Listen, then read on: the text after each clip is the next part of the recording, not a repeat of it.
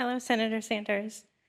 I'm drawn to your plan for universal health care, but I'm skeptical since I've been hearing about universal health care from every political candidate I've voted for. I think everyone should essentially be able to be, from age 1 on, essentially have the same kind of coverage you have in Medicare. It should be just universal across the board. We could afford to do that. What is Medicare for All? It's a compromise. I mean, in the UK, you got national health care. That would be the left wing, the true left wing position. The true right wing position is free for all corporate. And the compromise position is a single payer system where you have private doctors but a public payer. I happen to be a proponent of a single payer universal health care plan. I have a plan for Medicare for All, and I'm proud that it's the first health care plan by anyone in this presidential primary that lays out the full cost and how to pay for it. So people who have private insurance would eventually have to give that up under your plan. They would eventually be covered under Medicare for All, and they would still see their doctor, and that's what they want.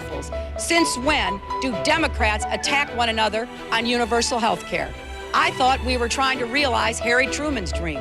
I thought this campaign finally gave us an opportunity to put together a coalition to achieve universal health care. That's what Senator Edwards and I fought for and talked about throughout the campaign. What makes your plan different and able to become a reality? Thank you very much, Alicia. And you're right.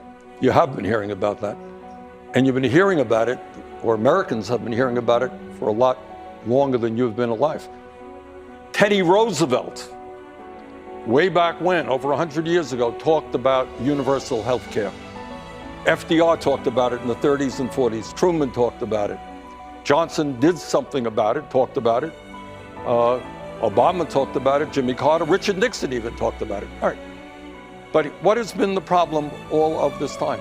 The problem is, at the end of the day, if we want universal health care, if we want to do what every other major country on earth does, this is not a radical idea. I live in Burlington, Vermont, 50 miles away from the Canadian border. They do it. Everybody has health care. You don't take out your wallet or your credit card when you go to the doctor or the hospital. They spend 1/2 as much per capita as we spend. So, Alicia, the question is, why hasn't it happened?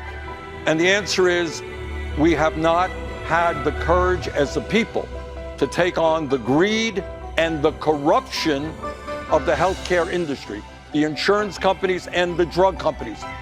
Why do you think we are paying, in some cases, 10 times more for the same exact medicine sold in Canada or in Europe, 10 times more?